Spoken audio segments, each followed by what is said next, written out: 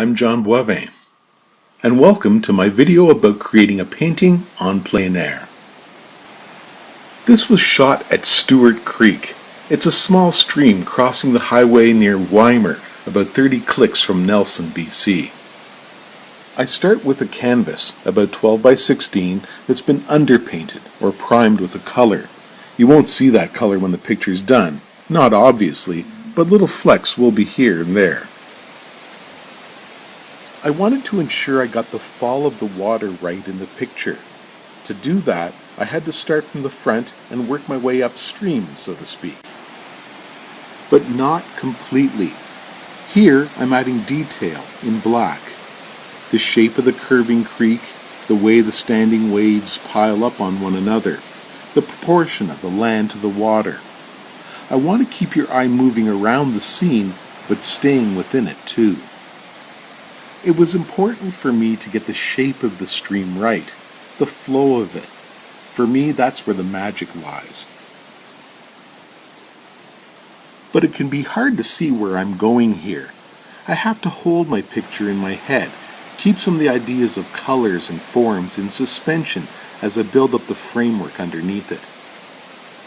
More detail here. I add the odd splotch of green or brown in places for temporary highlights. If I don't, I can lose track of what I'm painting, so I put small bits of color here and there to help me recall later on. Now I'm working my way up the painting. Note I'm doing the water in bluish grays and white. I don't want too much white right now. Highlights become impossible if you start your color too light. Working my way up the stream, adding detail to the rock and to the sides, to the trees. Now the last of the underpainting disappears as I fill in the final details of the undergrowth and stream. That brown, however, will fill an important role in helping define and keep the tree on the right looking open. Working on the form of the water. There were about 7 or 8 steps or layers in the water, and I wanted to ensure the water kept its logic. Water's always level, even if it's not even. It falls in a way that's consistent with gravity and fluid dynamics.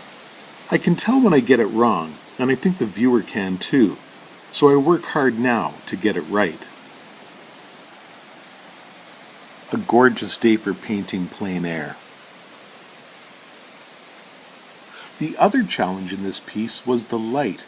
As I painted, the light shining through the tree shifted from further upstream in my picture to the foreground. Where I finally choose to put that light, which brought out some beautiful aqua colors in the stream, will be something that gets decided in the studio later on.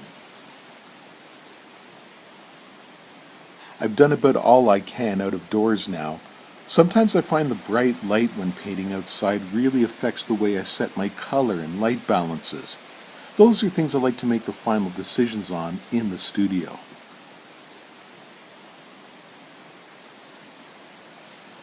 I hope you enjoyed this video. Thanks for watching.